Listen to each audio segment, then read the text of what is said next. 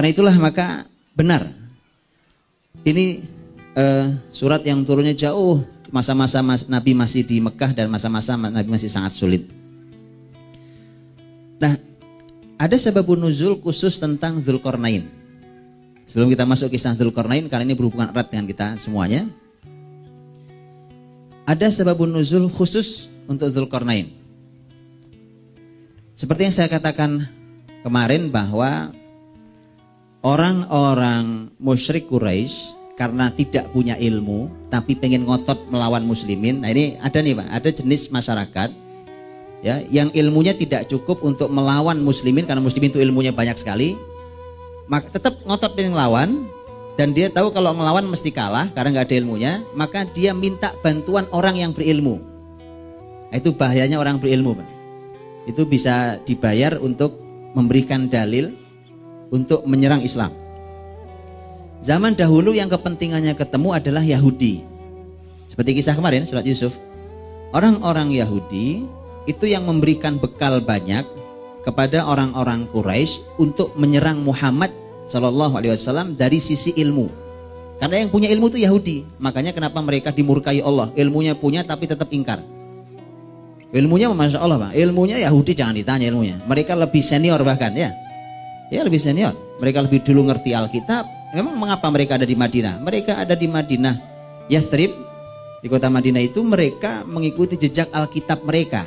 Karena Nabi terakhir akan besar di sebuah wilayah yang cirinya seperti ini. Dan mereka benar. Jadi mereka punya ilmu betul itu. Karenanya para pembesar Quraisy itu yang punya ilmu-ilmu, mereka mengatakan bahwa ini Muhammad benar Nabi. Hanya kami tidak bisa beriman, gitu. Jadi ada orang-orang yang begitu itu dimurkai Allah luar biasa. Nah, Dzulqarnain ini pun sama, hasil dari ketika orang musyrik minta bantuan kepada orang-orang Yahudi agar dibekali ilmu gimana caranya nyerang Muhammad. Maka orang-orang Yahudi mengatakan, tanyakan tiga hal. Satu tentang ruh. Tanyakan ke Muhammad tentang ruh. Setelah ruh, kemudian tanyakan tentang raja yang berkuasa dari timur sampai barat, tentang Dzulqarnain. Dan kemudian juga tanyakan tentang sekelompok anak muda yang ditidurkan Allah lama di dalam gua, Ashabul Kahfi. Tiga hal ini oleh orang-orang Yahudi dibekalkan ke orang-orang Quraisy, dibekalkan supaya tanyakan ke Muhammad. Tapi ada yang aneh buntutnya, lihat buntutnya aneh. Kalau dia bisa jawab detail, berarti dia bukan Nabi. Aneh tak? Aneh Pak. Bayangan antum kan tadi gimana? Dia kalau bisa jawab detail berarti dia Nabi. Enggak, justru orang ya, lihat. Ini jahatnya mereka Pak. Jadi mereka tuh ngerti betul seluk-beluk detailnya. Ada pertanyaan-pertanyaan yang Yahudi mengatakan kalau Muhammad bisa jawab dia Nabi. Itu ada yang begitu. Tapi yang 3 poin ini dikatakan kalau Muhammad bisa jawab detail dia bukan Nabi. Kenapa? Karena ini kisah Yahudi sendiri tidak tahu banyak Pak. Padahal mereka yang menguasai Alkitab. Kami saya tidak tahu banyak. Apalagi orang Arab. Muhammad orang Arab. Orang Arab lebih tidak ngerti. Kan kemarin saya katakan. Nabi Yusuf saja. Kisah Nabi Yusuf itu orang Arab tidak mengerti. Mereka tidak pernah tahu. Yang tahu adalah orang-orang Alkitab. Orang-orang Yahudi. Apalagi ini adalah Nabi Yusuf anaknya Israel. Anaknya Nabi Ya'qub alaihissalam. Jadi 3 poin ini kalau Muhammad jawabnya detail berarti dia bukan Nabi. Nah ini rahasianya Bapak Ibu. Mengapa 3 kisah ini banyak tidak detailnya? Banyak gak detailnya. Jadi kemudian kenapa ya Pak banyak gak detail dan bahkan tidak terjawab sampai hari ini? Banyak yang tidak terjawab sampai hari ini. Kalau bicara tentang ruh, jelas Pak. Ketika dan Quran juga membuka dengan yas'alunak, mereka bertanya kepada mu'anir ruh. Nabi Muhammad disuruh jawab. Bahkan ini juga menarik ya. Jadi Nabi itu ini teladan buat kita Pak. Kalau ada pertanyaan dan Nabi tidak bisa jawab, jangan dipaksain jawab. Gak usah sok tahu, ya kan? Udah diem aja dan katakan saya tidak tahu. Nabi Muhammad tidak mungkin jawab ngarang, apalagi tentang ruh. Ruh itu teknologi apa hari ini bisa membaca ruh? Yang bisa mengkaji tentang ruh? Gak ada. Orang sebut zaman canggih hari ini, ruh gak ngerti sampai sekarang, Pak. Ruh itu gimana? Makanya sampai Nabi pun juga nunggu wahyu dulu. Saya tidak tahu jawabannya. Qul Muhammad, nah ketemu ayatnya, dijawab oleh Allah dalam ayat turun. Qulir ruhu min amri rabbi. Katakan Muhammad, ruh itu urusan Allah SWT. Udah. Artinya nggak tahu banyak. Muhammad nggak tahu banyak, maka ternyata ini bener Nabi, kan? Karena nggak detail jawabannya. Urusan ruh, urusan Robku. Wa ma utitum minal ilmi illa qalila. Kalian tidak diberi ilmu kecuali sedikit. Tentang ruh. Coba antum lihat tentang Ashabul Kahfi. Anak muda yang ngumpet di gua itu. Ada yang tidak jelas. Bahkan Quran mengungkapkan di surah Al-Kahfi kan. Diungkapkan tentang bagaimana perbedaan pendapat tentang berapa jumlah mereka sebenarnya. Mereka mengatakan sayaquluna salasatu rabi'uhum kalbuhum, ya? Ayat berapa itu? Ayat 22. Sayaquluna salasatu rabi'uhum kalbuhum wa yaquluna khamsatun sadisuhum kalbuhum rajman bil ghaib. Mereka berkata jumlah Ashabul Kahfi itu anak-anak muda yang ngumpet itu ada 3, 4 sama anjingnya. Wah, dia bilang, oh enggak, jumlahnya 5, 6 sama anjingnya. Kata Allah itu tebak-tebakan. Rajman bil ghaib. Itu tebak-tebakan terhadap hal yang ghaib. Ada pendapat yang ketiga, wa yaquluna sab'atu wa thaminuhum kalbuhum. Ada yang berkata, oh jumlahnya 7 dan yang ke-8 adalah anjingnya. Jadi memang sampai Ashabul Kahfi pun juga enggak jelas, Pak. Tidak dijelaskan Allah ini sebenarnya berapa jumlahnya mereka ini. Walaupun setelah itu ayatnya mengatakan Qur rabbi a'lamu bi'iddatihim ma ya'lamuhum illa qalil. Udah katakan aja Muhammad. Kan tidak sulit buat Allah untuk mengatakan Muhammad yang benar sekian. Tapi tidak. Ini dijadikan sebagai sebuah pemicu agar orang beriman mau berpikir. Katakan Muhammad, yang lebih tahu jumlahnya adalah Allah dan sedikit orang yang tahu tentang berapa jumlah mereka. Jadi ternyata Allah yang lebih tahu, dan yang tahu jumlah mereka sebenarnya 3, 4 anjingnya, 5, 6 anjingnya atau 4, 5 anjing dan seterusnya. 3 pendapat itu mana yang lebih benar? Itu ternyata Allah yang lebih tahu, dan ada sekelompok orang yang jumlahnya sedikit yang lebih tahu.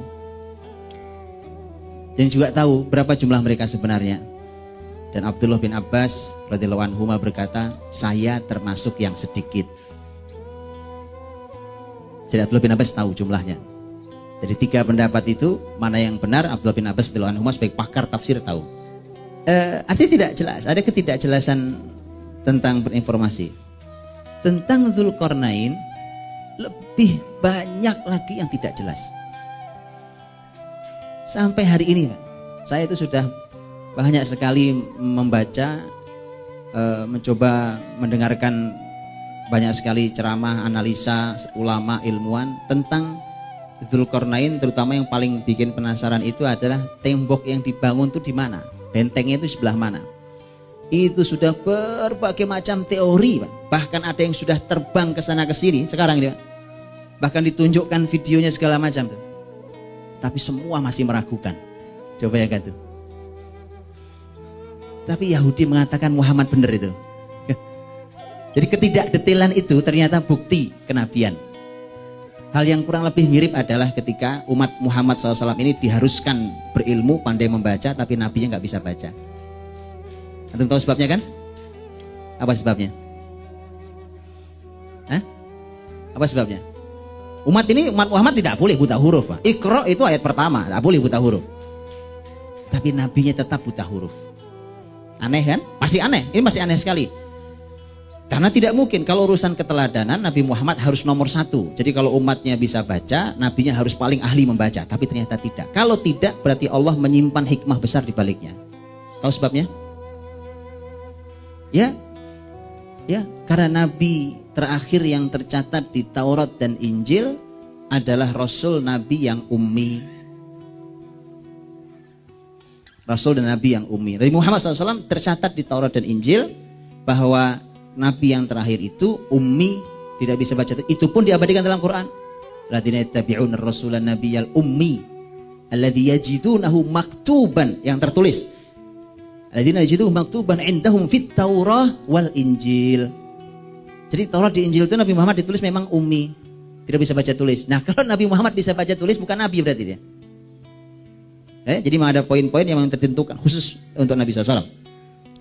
Kembali, Dzulqarnain itu banyak sekali yang tidak jelas. Sampai hari ini, saya sudah banyak baca buku tentang Dzulqarnain segala macam, sudah lama saya baca, dan tidak pernah ada yang meyakinkan. Setiap datang teori baru meyakinkan, itu dibantah oleh ilmuwan berikutnya. Itu bisa bayangkan itu. Banyak sekali tentang siapa Dzulqarnain saja tuh beda pendapat banyaknya dari dulu sampai hari ini. Bacalah tafsir manapun dari dulu sampai hari ini. Tapi para ulama terus mencoba beristihad dan seterusnya. Ya, itu adalah wilayah para ulama. Bicara Dzulqarnain siapa? Bicara yang dihadapi nanti di antaranya Ya'juj dan Ma'juj siapa? Negeri tempat matahari terbit, matahari terbenam itu di sebelah mana?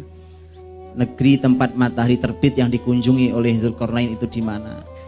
Negeri tempat dibangunnya benteng itu di mana? Benteng itu sekarang ada di mana?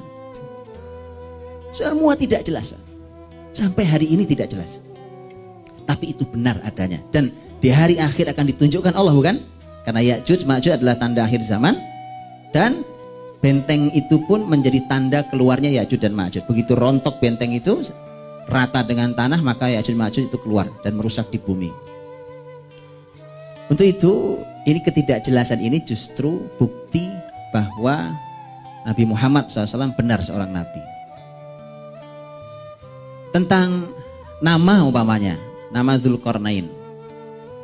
Nama Dzulqarnain atau siapa sebenarnya Dzulqarnain? Kalau Dzulqarnain itu apakah dia nama, apakah dia gelar, itu raja sebenarnya siapa? Itu pendapat banyaknya sudah gak karuan.